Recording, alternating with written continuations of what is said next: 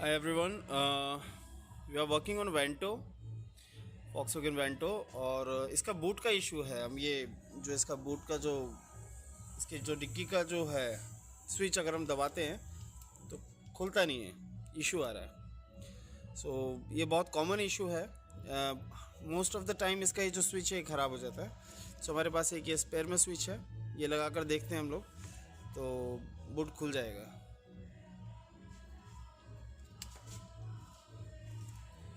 देखो बटन दबाओ, इससे खुल रहा है, तो इसका मतलब है कि हमें स्विच चेंज करना है। जैसे कॉमन इशू आप किसी भी स्पेयर पार्ट्स की शॉप पर जाकर ये ऑर्डर कर सकते हैं and you can by this switch. Thank you.